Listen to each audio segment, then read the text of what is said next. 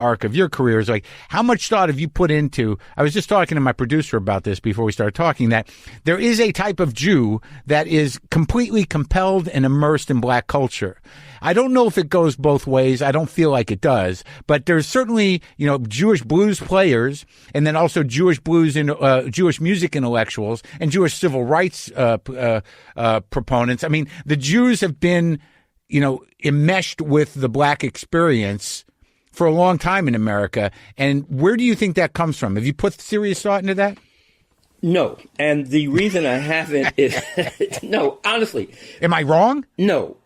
You can make a great argument and you can show historical evidence for it. I mean, no, it's a highly intelligent argument. I have never put myself in, I mean, there are other Jewish people I know. Uh-huh. There's Peter Guralnick, who's Jewish, who's a great scholar and a great writer so I can name a lot of other Jewish people. Mike Bloomfield. Right. I mean, Peter Green. And Paul Schaefer, whose book I wrote and who's a great musician and a scholar of R&B and blues. And then rock. You get the great exploiters of the black people in the Jewish religion. Right, the chess so it goes on and on and on. Yeah. So yes, there are books that have been, I think one book was called Rhythm and the Jews. I mean, there's been there's got to be 100 PhD. But it's not just music; it's politics as well. It's politics and as social. Well. The kind of, I guess it comes from social activism and from the initial kind of like Marxist sort of social activists and exactly. Right. Again, the reason I have not that is of not kind of primary interest to me is because my own experience with it rests in mystery. I don't know why when I heard Louis Armstrong for the first time, when my father took me to Carnegie Hall, or when I heard Charlie Parker or Coltrane or whoever it is, I don't know why my heart started beating. I felt this connection. It didn't have to do with politics. It didn't have to do with, it was a visceral, emotional experience. When we moved to Charleston, I was 12, I think, or about 11 and a half. And my parents really didn't prepare me for segregation. This is, I was born in 43 and 12, 1955. So I got on the bus and I sort of naturally went to the back of the bus to sit with the African-American people because I was more comfortable. And I didn't have any attitude. I was just, they were more comfortable. The bus driver yells at me, "What are you doing?" I didn't understand. Yeah. I didn't understand. And more than politics, it wasn't just music, it was sports, because I was an incredibly passionate Brooklyn Dodger fan when I was a kid. And that was the Dodgers of Roy Campanella and Jackie Robinson. So in my mind, African Americans were a superior race because the two things I was interested in, which was the Dodgers and jazz, they excelled at. All my heroes were black. So, and also you brought up in a house where your father was incredibly embracing. There was not judgment. Right. There was not separation. There was respect and appreciation. Yeah, and also I'm not particularly political. So I mean, I'm a liberal Democrat, but I'm not. I was never an activist. I've been, writing forever, and so anyway. What did you set out to do, though? I mean, the writing seemed to, kind of overtake you. Well, I began, I've got kind of a weird history. In the beginning, I went to graduate school at the State University of New York at Buffalo with this guy, Leslie Fiedler, who is a kind of a well-known critic and a famous guy in the world of Jungian criticism. And I sort of wanted to become him. So I got an MA and I went through a PhD program and I passed my PhD, but I never wrote my dissertation. I got tired of academics. I didn't feel like I was a true academic, and I moved to Dallas, and I began an ad agency because I wanted to make a lot of bread. And you moved to Dallas with your family, and you grew up there, and that's when you started, right? And I began this ad agency because I kind of said, okay, I'm going to make a lot of money. Right. And I had worked my way through college writing ads, and I was good at writing commercials and shit. Yeah. And I did that, and some pals of mine and I began an agency, and we did that for about 5 years, and I got sort of bored. I didn't care about the products that I was selling.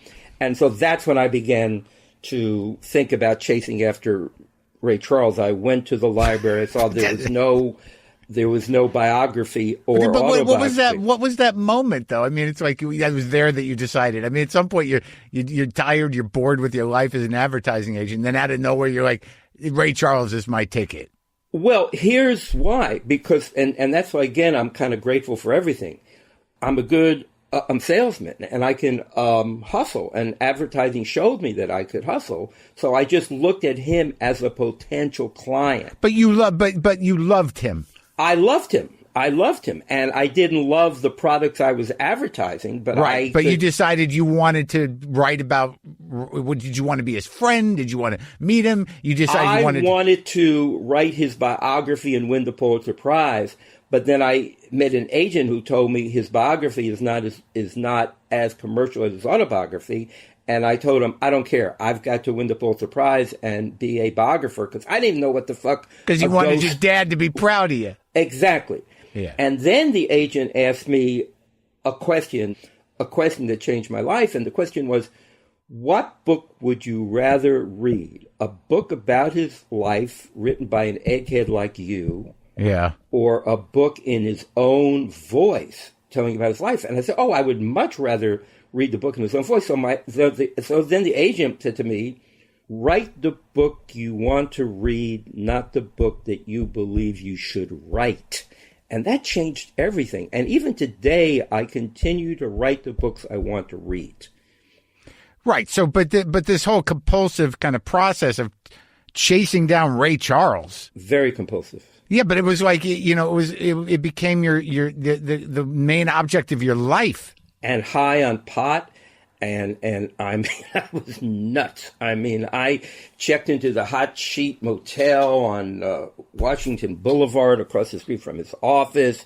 And you're stalking him. I'm stalking him. I'm going to the office, and there's this tough guy named Joe Adams, who's his manager, who's telling him you can't have anything to do with him. So then I call Western Union. I say, can you send telegrams in Braille? And they said yes. So then I start sending him telegrams in Braille every day about how I was crazy about him, and I loved him, and I knew everything about him, and I wanted to work with him. And ultimately, he calls me up, and he says, "Who are you?" And I said, "I'm a guy across the street in the motel." And he I'm said, the annoying Jew that keeps coming around the office.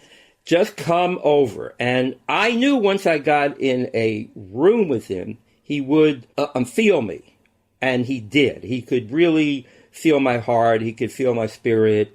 And I did love him. I mean, he was the artist. He was the earliest artist who had that kind of impact on me. Early Ray Charles fucked me up as much as any artist. And so it just happened. And I could talk to him. I wasn't intimidated. I mean, I was intimidated, but I could hang in there. I mean, I could ask him tough questions. When did you lose you? I mean, I discovered I was good at it. And once I knew that it was his book and that my own book, everything changed, because I gave him the power. And once you give away power in a creative collaboration, you turn out to have more power, because power is off the table.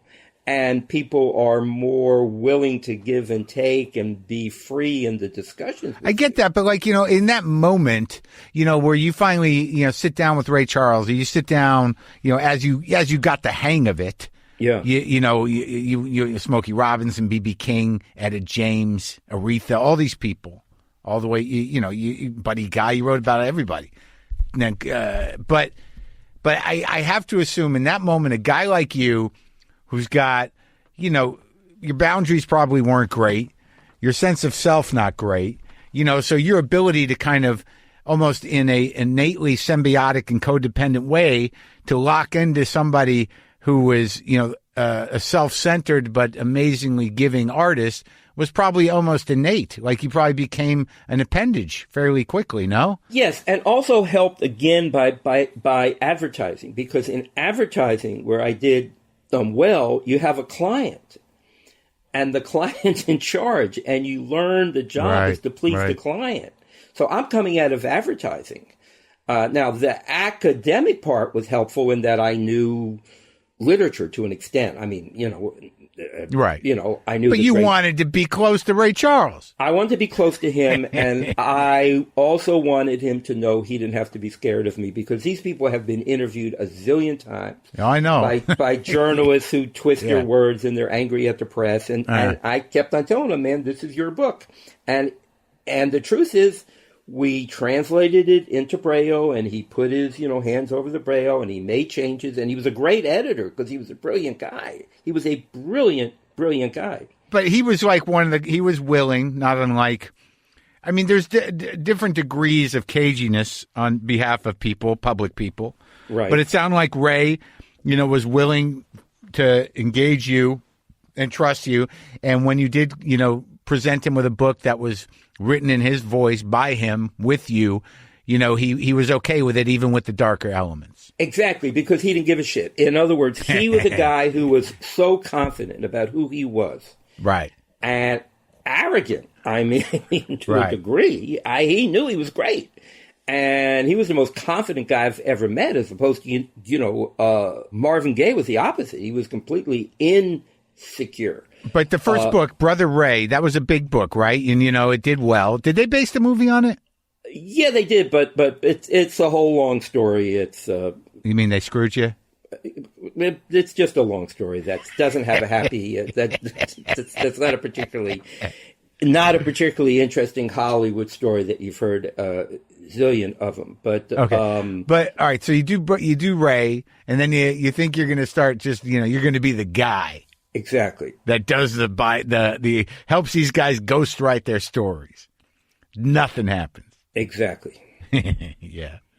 And that's where the hustle has to kick in, because at a certain point, and you're exactly right. I thought everyone was going to call me. I had done Ray Charles's autobiography, and nobody's calls me, and that's when I understand that I am in the advertising business again. I have to chase after clients. I have to get some work. Yeah.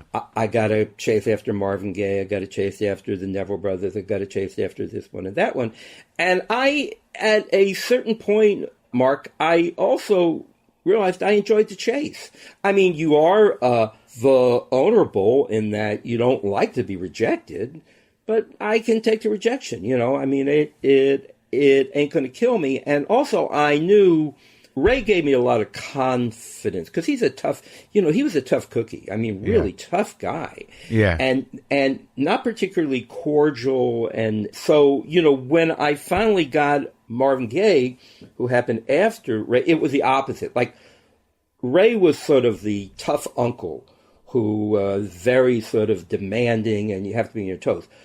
Marvin was your relaxed older brother. But it was weird, though, the way you kind of characterize what you're saying to me now. But it seems to me that out of the 50 books you wrote, or however many it is, about all these different artists, that, you spend some time in the book talking about Buddy Guy, you talk about BB, you talk about, there's a good story about, Lightning Hopkins and the song about the stuttering kid that helped you sort of frame your own stutter differently. Right. But it seems to me that Ray Charles, for the reasons you just said, was impactful, but that, once you got into this skin and the life of Marvin Gaye, that your mind was fucking blown for light and dark. Like you were in, I have to assume, initially way over your head. Well, I'm not sure. Tell me what you mean by way over my head. Well, I mean, like, you know who you are. You get a sense of who you are. But so, like, all of a sudden, you're with Marvin Gaye, who is, like you're saying, is fundamentally insecure. Like, Ray knew who he was, and he accepted who he was, and and I think that comes from a lot of things. Getting through life blind, and having it plants you in yourself in a way that you're not going to have otherwise.